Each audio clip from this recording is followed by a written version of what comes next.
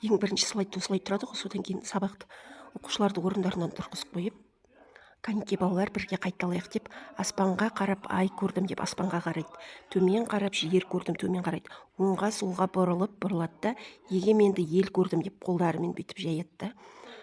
Балалар, біз қандай мемлекетте тұрамыз? Қазақстан дейді да балалар. Сосын Қазақстан Республикасының мемлекеттік мерекелері бар, солай ма балалар? Біз осы мерекелер деген бөлімде жатырмыз. Кәнекей, өткенді қайталайықшы. Бұл қандай мереке екен? Қазір мен сурет шығарамын, сендер қандай мереке екенін тауып айтып отырасыздар. Бұл қандай мереке? Бұл жаңа жыл дейді балалар. Ол қашан болады деп әңгіме өрбітіп отырасың ғой. Ал бұл ше? Бұл Наурыз мерекесі, дұрыс айтасыңдар балалар. Бұл қандай мереке? Аналардың мерекесі. Ал бұл 7 мамыр кеше болған отан қорғаушылар мерекесі. Бұл болса 9 мамыр ұлы жеңіс мерекесі. Балалар өздері айтып тұрады ғой. Сосын бұл суретке байланысты қандай мереке деп атауға болады? Балалар айтуы мүмкін Астана күні деп та. Бұл 16 желтоқсан тәуелсіздік мерекесі. Яғни балалар, біз өткен сабақта осы тәуелсіздік мерекесіне орай тақпақ жаттауға 3 бақытымды берген болатынмын. Біз демалыс мәдениет және мерекелер деген бөлімде жатырық деп айтасыңдар алдыңғы сөзде. Енді үйге тапсырманы жаттап келгендер 1 ұпай алады деп, манағы жұлдызша бар ғой, жұлдызды отыратын, соны көрсетесің. Кім айтады кәнекей? Сосын енді уақыт ұту үшін 3 бақытым деген 3 шумақ қой. Әрқайсысын бір шумақтан шығар, немесе 6 бала шығарасыңдар жағы. 2 жолдан айтқызасың, әйтеуір ана бал алып жетісу керек қой балаларда. Сен 3 бала шығарсың да, 6 бала шығарсың да, бәрібір сол уақытта бітіресің да 3 бақытымды. Осыны айтқызып, ұпайларын кім осы тақпақты айтқан болса, қолындағы критериалдық бағалау жұлдызшасын, яғни өз-өзін бағалауды бірге жылжытып отырады деп көрсетесің ғой. Манағы критериалдық бағалауды А3-ге үлкен етіп шығарып қоясың да. Ал енді балалар, тыңдайық. Бала деп түнде шошып оянған, түн ұйқысын 4 бөліп, түнде бесікте аянған. Бұл кім балалар? Ана дейді да балалар. Өте жақсы. Аналарымызға мемлекетте мереке бар ма? Я, аналар мерекесі ол қашан болады? 8 наурызда. Дұрсақ. Енді бүгінгі біздің өтетініміз ана туралы, анаға құрмет туралы. Яғни сабағымыздың мақсаты деп, мына жерге мен мақсатын әлі жөндеген жоқпын. Сен берген қымыжыдан мына жерге қойып берермін да. Сосын ана туралы өтеміз деп, мына мақсатын оқып шығасың ғой. Содан кейін ал енді оқулықпен жұмыс жасайық. Бірінші тапсырмаға қарайықшы оқулықтағы. Бұл жерде біз сөз жұмбақты шешуіміз керек. Мынаны балаларға қолдарына бер. Бұны да балаларға қолдарына бер, өздері жазып отырсын да, өз-өзін. Себебі мына жерде бағалау керек олар. Сөз жұмбақты шешеді 1 балл деп та. Сосын мына жерге жазады. Кім бәйтерек? Әке бәйтерек. Ана бұлақ. Бала жағасындағы құрақ. Осыны жазама, дереу бірге жылжытады. Осыны алдын ала үйретесіңдер жылжытуды.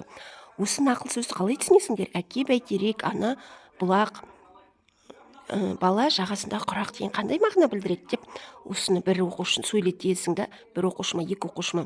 Енді бұл жерде қызыл жолақта қандай сөз шықты? Ана деген. Ендеше балалар, осы жерде бір жұптық жұмыс жасап жүрек деп, мына күнді де алдын ала шығарып келіп, ана деген сөзге 5 сөз ойлап жазыңдар деп та. Мына 5 шуақ беру керек болдың ғой. Мынаны мен тек тауып алған затым еді. 1, 2, 3, 4, 5. 5 сөз жазу керек болып тұр Гаухар. Мына жерде қара. Енді қандай сөздер жазады? 5 сөзге.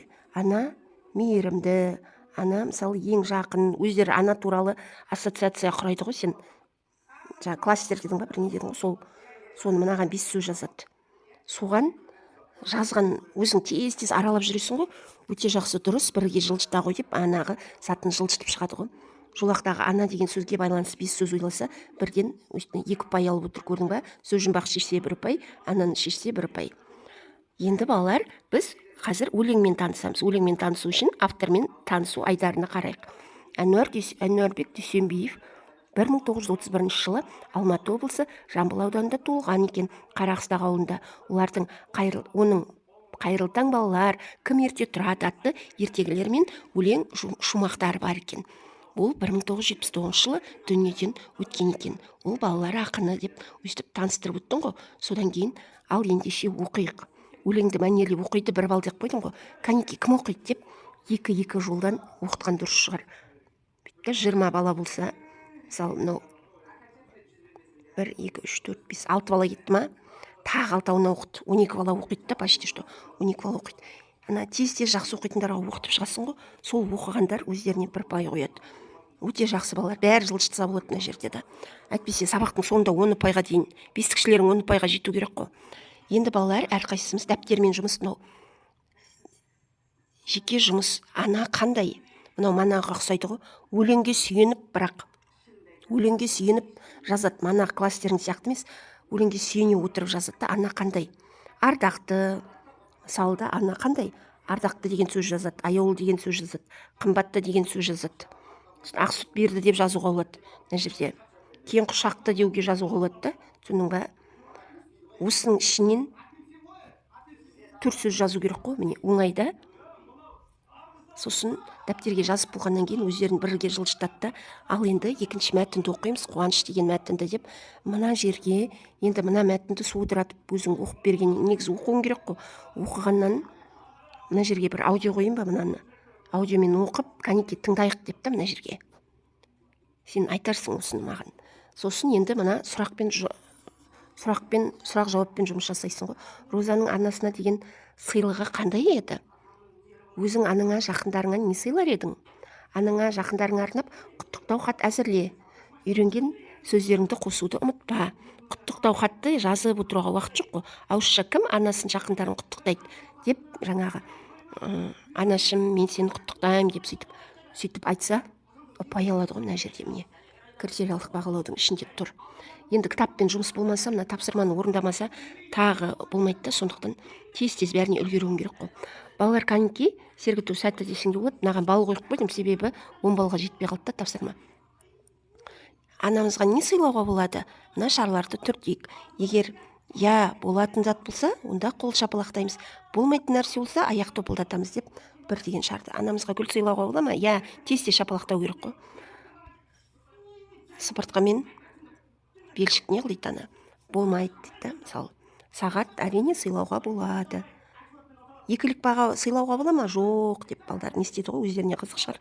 Басқа сергіту сәтін таба алмады. Бестік баға әрине болады. Анамызға ең үлкен сыйлық бұл бестік баға, біздің жақсы оқығанымыз екен деп манағы мәтінді қорытасың ғой. Енді топпен жұмыс жасайық деп.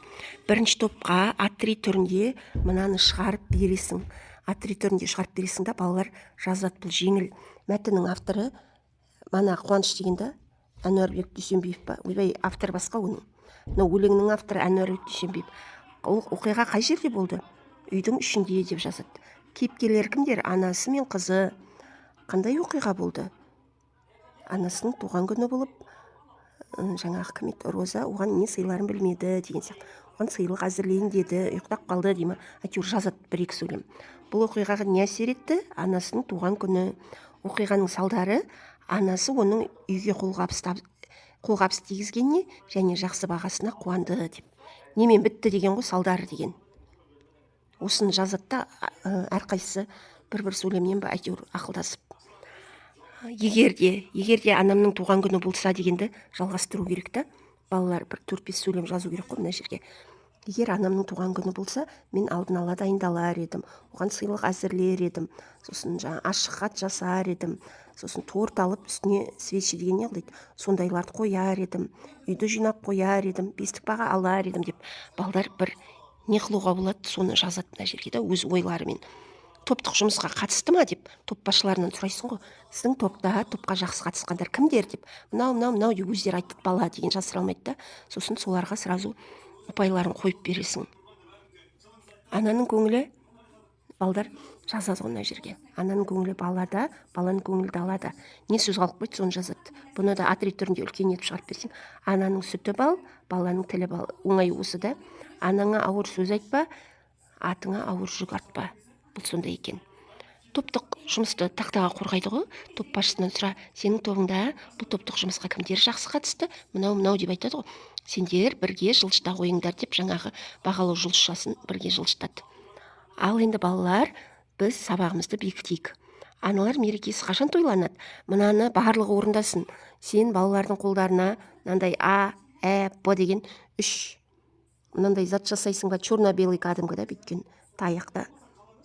немесе білмеймін әйтеуір қолына бірдеңе беріп қоюың керек қой, немесе дөңгелек қыласың ба, үшбұрыш қыласың ба, мына қайсысы дұрыс соны белгілеп отырсын, немесе дәптерге жазсын. Аналар мерекесі сен көріп отыруың керек қой, дәптерге жазса сен жинап тексеру керек боласың, үлгермейсің да. Аналар мерекесі қашан тойланады?